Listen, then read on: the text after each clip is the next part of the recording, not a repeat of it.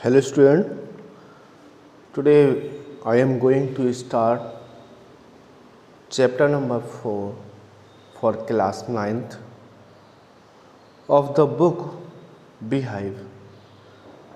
Chapter number 4 name is A Truly Beautiful Mind.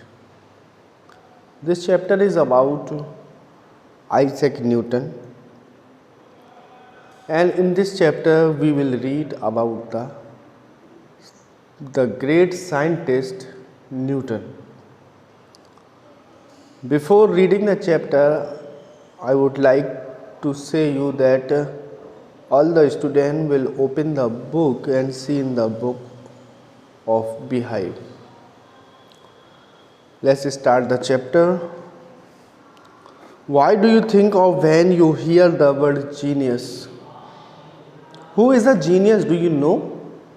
What qualities do you think a genius has? We shall now read about a young German civil servant who took the world by storm about 100 years ago. In the summer of 1905, the 26 years old published in quick succession for groundbreaking papers about light, the motion of the particles, the electrodynamics of moving bodies, and energy. His work took up only a few pages in the scientific journals, but changed forever our understanding of space and time and the entire cosmos, and that transformed the name Einstein into a synonyms for genius. 50 years after his death, Albert Einstein's genius still resides. Now I am going to read the chapter. Pay attention on the book. After that I will explain you what is the paragraph is saying. Albert Einstein was born on 14th March 1879 in the German city of Ulm, without any indication that he was designed for greatness. On the contrary, his mother thought Albert was a freak. To her, his head seemed much too large. At the age of 2.5, Einstein still was not talking. When he finally did learn to speak, he uttered everything twice. Einstein did not know what to do with other children, and his playmates called him rather boring. So the younger played by himself much of the time. He especially loved mechanical toys. Looking at his newborn sister, Maza, he is said to have said, "Fine, but where are her wheels?" At headmaster once told his father that what Einstein chose as a profession without matter, because he will never make a success at anything. Einstein began learning to play the violin at the age of 6 because his mother wanted him to. He later became a gifted amateur violinist, maintaining this skill throughout his life. But Albert Einstein was not a bad pupil. He went to high school in Munich, where Einstein's family had moved when he was 15 months old, and scored good marks in almost every subject. Einstein hated the school regimentation and often clashed with his teachers.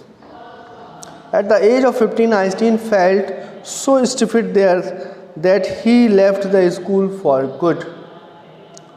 The previous year, Albert's parents had moved to the Milan and left their son with relatives.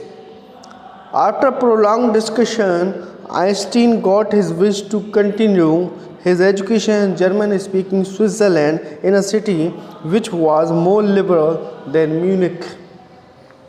Einstein was highly gifted in mathematics and interested in physics, and after finishing school, he decided to study at a university in Zurich But science was not the only thing that appeared to the dashing young man with the walrus moustache. Now I am going to explain the para. Albert Einstein was born on 14 March 1879. Albert Einstein का जन्म, Albert Einstein was born on 14 मार्च, इनका जन्म जो है 14 March 1879 में हुआ था in the city of German which name is Ulm. और जर्मन एक कंट्री है, as you know Germany is a country and capital is Berlin. 14 March 1879 in the German city of Ulm, किस शहर में हुआ था? उल्म शहर में हुआ था इनका जन्म। Without any indication that he was design for greatness, किसी को कुछ भी नहीं पता था कि इनकी जो डिज़ाइन की गई है, गॉड ने जो इनको बनाया है वो महानता के लिए बनाया है, भविष्य में पूरे विश्व में अपना नाम करने वाले थे। On the contrary his mother thought Albert was a freak, बल्कि इसके कॉन्ट्रेरी का मतलब होता है इसके opposite, Albert was a freak. कैसा था? इसका जो व्यवहार था वो और लोगों से भिन्न था, चुपचाप रहता था, गुमसुम सा रहता था, कुछ ज़्यादा बोलता नहीं था। उनकी माँ ने सोचा कि ये मेरा बच्चा बुद्धिहीन है। To her his head seem much too large, और उसके लिए आइंस्टीन का जो सर था वो बहुत बड़ा था, इसलिए वो दूसरे बच्चों से उसे जो है अलग लगता था।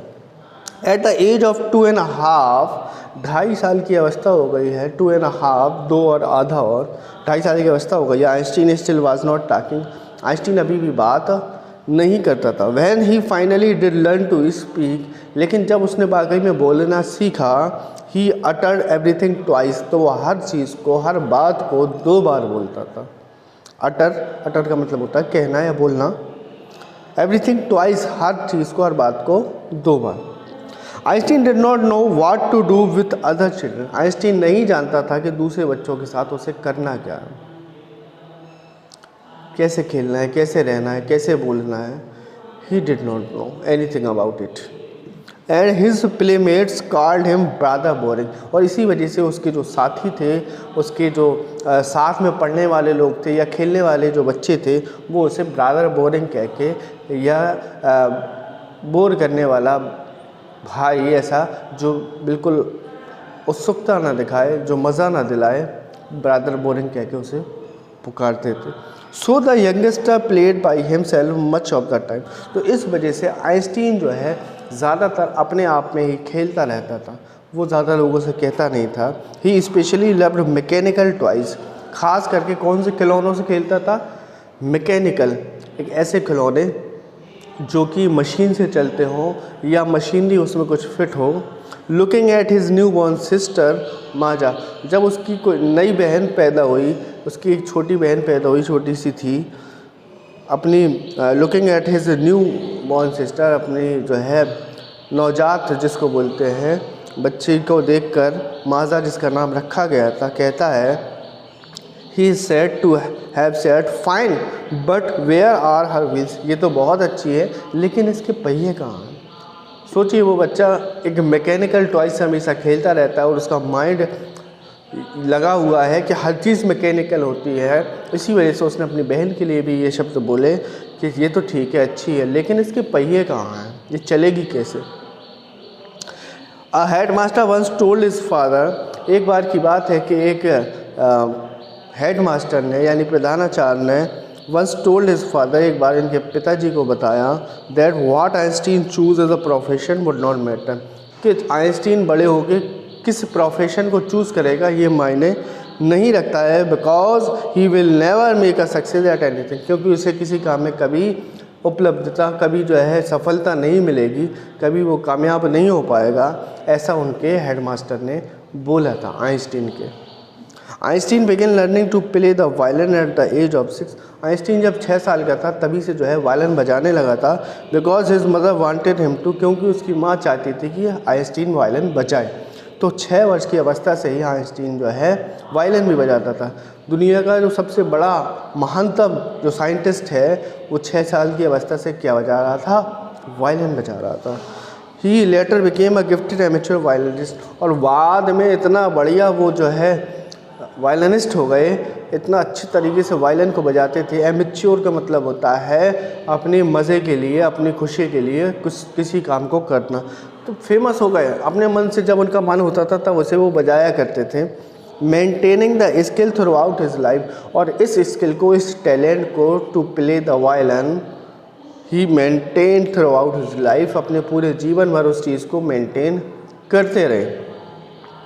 But Albert Einstein was not a bad people, लेकिन अल्बर्ट आइंस्टीन एक बुरे स्टूडेंट नहीं थे कि उन्हें कोई चीज़ समझ ना आती हो, पता ही नहीं रहता हो कि क्या बोला जा रहा है। बुरे नहीं थे, यानी कि होशियार थे, अच्छे थे, बुद्धिमान थे। He went to high school in Munich, Munich एक बहुत बड़ा शहर है जर्मनी का। तो वहाँ जब वो हाई स्कूल में पहुँचे, went to high school in Munich where Einstein family had moved, जहाँ पर म्यूनिक शहर में उनका परिवार, उल्म में पैदा हुए थे और उल्म से म्यूनिक जो है इनका परिवार सेटल हो चुका था। When he was 50 month old, जब ये 15 महीने के ही थे, यानी 1.25 साल के थे, 1 साल 3 महीने के ही थे, तो इनका परिवार जो है म्यूनिक में सेटल हो चुका था। And scored good marks in almost every subject, और लगभग हर सब्जेक्ट में इनके अच्छे मार्क्स आते थे। Einstein hated the school regimentation and the often clash with the teachers. Einstein हमेशा स्कूल का उनको जो रेजिमेंटेशन था, जो व्यवस्था थी, जो एक पूरा संचार का तरीका था, वो उन्हें पसंद नहीं था। और हमेशा ऑफन क्लैश्ड, हमेशा उनके जो है क्लैश्ड होते रहे, यानी बहस हो जाती थी, कोई बात पे नोकझोंक हो जाती थी विथ टीचर, अपने टीचर्स के साथ में उनकी कई बार बहस भी हो जाती थी। एट द एज ऑफ 15 वर्ष की अवस्था में Einstein felt so stifled that he left the school for good. बहुत स्टिफिट महसूस हुआ उसको, बहुत ज़्यादा भरापन महसूस हुआ, और अब वो चाहता था कि सांस लेने में उसे बड़ी दिक्कत हो रही थी, इसका मतलब ये घुटन हो रही थी उसको जो है स्कूल में। तो उसने कहा बेहतर मेरे लिए यही होगा कि मैं स्कूल को अभी छोड़ दूँ। The previous years Albert parents had moved to Milan. 1 साल पहले ही, जब ये 15 वर्ष का हुआ, तो 1 साल पहले ही जब ये 14 वर्ष का था, तो इनके माता पिता म्यूनिक से मिलान शहर पहुंच गए। उल्म से म्यूनिक, म्यूनिक से मिलान पहुंच गए। And left their son with relatives, और अपने बच्चे को यानी आइंस्टीन को अपने रिश्तेदारों के यहाँ छोड़ गए। After prolong discussion Einstein got his wish to continue his education in German speaking Switzerland in a city which more liberal than Munich. After prolong discussion, बहुत लंबे समय तक इनका डिस्कशन चलता रहा अपने माता पिता से। After prolong discussion Einstein got his wish, Einstein की जो इच्छा थी, क्या इच्छा थी? To continue his education in German speaking Switzerland. कहाँ पर पूरा करेगा वो? स्विट्जरलैंड में पूरा करेगा, लेकिन किस विद्यालय में? जहाँ पर जर्मन भाषा बोली जाती है, क्योंकि उसे जर्मन भाषा ही आती होगी। तो आइंस्टीन ने कहा, बहुत देर तक सोचा, बहुत दिनों तक सोचा और बहुत डिस्कशन किया रिलेटिव से, दोस्तों से, परिवार से। उसके बाद उसने सोचा कि अब वो जर्मनी में ना पढ़ के स्विट्ज़रलैंड में पढ़ेगा, लेकिन स्विट्ज़रलैंड के कौन से कॉलेज में पढ़ेगा? जहाँ जर्मन स्पीकिंग, जहाँ जर्मनी की भाषा बोली जाती है, उस कॉलेज में पढ़ेगा। In a city which was more liberal than Munich, एक ऐसा शहर जो म्यूनिक से ज़्यादा उसको आज़ादी देता हो, स्वतंत्रता देता हो, किसी काम को करने में मनाही ना हो, सारे रिस्ट्रिक्शन ना हो, बिल्कुल फ्रीडम हो चीज़ का करने का, ऐसे शहर में अब वो अपनी आगे की पढ़ाई पूरी करना चाहता। Einstein was highly gifted in the mathematics and interested in physics. Einstein को मैथ बहुत पसंद थी और फिजिक्स में भी बहुत इंटरेस्ट था। And after finishing school he decide to study at a university in Zurich. और जब अपनी पढ़ाई उसने पूरी की, एंड आफ्टर फिनिशिंग स्कूल की पढ़ाई जब उसने पूरी कर ली, ही डिसाइड टू स्टडी, तो उसने फैसला किया कि अब उसे कहाँ अध्ययन करना है, कहाँ पढ़ना है। Eight a university in Zurich, तो कहाँ पर? स्विट्ज़रलैंड की ज्यूरिख शहर में उसने एडमिशन लिया। अगल बगल है जर्मनी एंड स्विट्ज़रलैंड, पास पास है सब। But science was not the only thing that appear to the dashing young man with the walrus moustache. But science was not the only thing, लेकिन केवल साइंस ही एक ऐसी चीज़ नहीं थी जो इसे अट्रैक्टिव बनाती थी, या इसके जीवन में कुछ परिवर्तन लाई to the dashing young man, एक खूबसूरत लड़के के लिए विद द वलरस माउस्टेच, जिसकी एक अजीब सी मूछें थी। He also felt a special interest in fellow student Mileva Maric, whom he found to be a clever creature. This young Serb had come to Switzerland because the university in Zurich was one of the few in Europe where women could get degrees. Einstein saw in her an ally against the Philistines, those people in his family and the university with whom he was constantly at odds. The couple fell in love. Letter survive in which they put their affection into words, mixing science with tenderness. Wrote Einstein, "How happy and proud I shall be when we both have brought our work on relatively to a victorious conclusion." In this para, Einstein described that he also felt a special interest in fellow students. तो Einstein को सिर्फ science में या अपनी माउस्टेचे में यानी कि मूछों में ही इंटरेस्ट नहीं था, डैशिंग लुक था, और इनके साथ पढ़ने वाले एक और इनकी फेलो स्टूडेंट थे। ही आल्सो फेल्ट और स्पेशल इंटरेस्ट, उसके लिए भी इनके अंदर बहुत ज़्यादा इंटरेस्ट था in fellow student Mileva Maric, और उसका नाम क्या था? Mileva Maric. यानी कि साइंस के अलावा, टेक्निकल चीज़ों के अलावा, माउस्टेची के अलावा इनको अपनी दोस्त पे भी बहुत ज़्यादा इंटरेस्ट था, स्पेशल इंटरेस्ट था, और उसका नाम था Mileva Maric. whom he found to be a clever creature, जिसको मिलेवा, जिससे मतलब है मिलेवा मैरिक को इन्होंने पाया कि ये मुझसे भी ज़्यादा चालाक है, क्लेवर है, बुद्धिमान है, और इसलिए मिलेवा मैरिक पे इनको इंटरेस्ट आया। This young Serb had come to Switzerland, और ये नौजवान कहाँ से आई थी, कहाँ की थी? This young Serb had come to Switzerland, Switzerland से आई थी, because the university in Zurich was one of the few in Europe where women could get degree. तो यूनिवर्सिटी जो ज़ूरिक थी, तो ज़ूरिक यूनिवर्सिटी कैसी यूनिवर्सिटी थी? जहाँ पर को एजुकेशन थी, यानी कि महिलाएं भी वहाँ पे शिक्षा ले सकती हैं, पुरुष भी ले सकते हैं, यानी लेडीज़ एंड जेंट्स जो है एक साथ एजुकेशन, को एजुकेशन जो कहलाती है, लड़का और लड़की एक साथ पढ़ते हैं जहाँ पर। तो यूरोप की कुछ यूनिवर्सिटी ही ऐसी थी जो लड़कियों को शिक्षित करती थी, उसमें से ज़ूरिक यूनिवर्सिटी भी ऐसी थी जो लड़कियों को शिक्षित करती थी। यही वजह थी The young Serb had come to Switzerland because the university in Zurich was one of the few in Europe where women could get degree. एक ऐसी यूनिवर्सिटी थी जहाँ पर महिलाओं को डिग्री मिल सकती थी। इसी वजह से मिलेवा मैरिक जो है स्विट्ज़रलैंड से ज़ूरिक पढ़ने के लिए आती हैं, और जहाँ पर उनकी मुलाकात जो है आइंस्टीन के साथ होती है, और आइंस्टीन जो है इनमें इंटरेस्टेड हो जाते हैं। Einstein saw in her an ally against the Philistines, Einstein ने देखा, एली का मतलब एक साथ, एक संयोजक, आइंस्टीन ने देखा कि हम लोगों के विचार एक से मिलते हैं। Ally against the Philistines, those people in his family and at the university with whom he was constantly at odd. जिन चीज़ों में आइंस्टीन को अंतर लगता था, यूनिवर्सिटी में, परिवार के लोगों में, फ़िलिस्तीनियों में, या और भी दूसरी चीज़ों में, फ़िलिस्तीन से मतलब है वो लोग जो कला को पसंद नहीं करते हैं, म्यूज़िक को पसंद नहीं करते हैं, साहित्य को पसंद नहीं करते हैं, तो उन लोगों की बात है। तो उनके संदर्भ में, यानी फ़िलिस्तीन के संदर्भ में, या परिवार के लोगों के संदर्भ में, या यूनिवर्सिटी के लोगों के संदर्भ में, दोनों के विचार बहुत ज़्यादा मिलते थे। इसी वजह से दोनों की वहाँ पर फ्रेंडशिप हो पाई, और फ्रेंडशिप होने के बाद दोनों के जब किसी के विचार एक से मिलते हैं तभी किसी से दोस्ती होती है। अगर विचार या जो थॉट या व्यूज़ ना मिलें, समानता ना हो, तो फिर दोस्ती कहाँ रहती, दोस्ती टूट जाती है। तो फ्रेंडशिप कब बनती है? जब बहुत सारी व्यूज़ जो थॉट्स हैं वो सेम हो जाएं। The couple fail in love, आखिरकार इन दोनों को आपस में एक दूसरे से प्यार हो गया।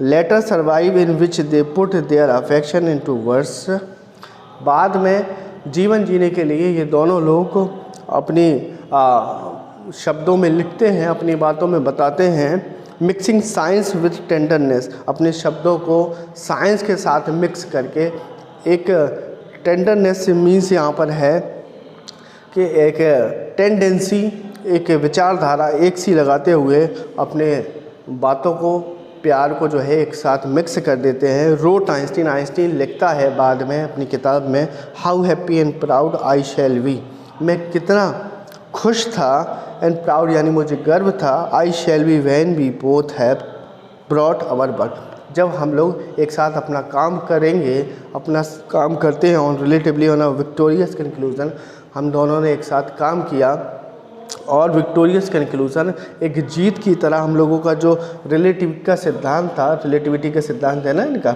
आइंस्टीन का, एक साथ काम करके उसके कंक्लूजन पर आ सके और उसका कंक्लूजन निकाल सके। That's the end of the lecture today. I hope you liked the video. The remaining portion will continue in the next video in part 2. If you have any problem, comment in the comment box, and if you want to discuss this topic with us, you can also come to school, and you have any other problem for the school, you can come to school for discussing to the teacher and to the other staff member as well. Thank you very much. We will meet in the next video.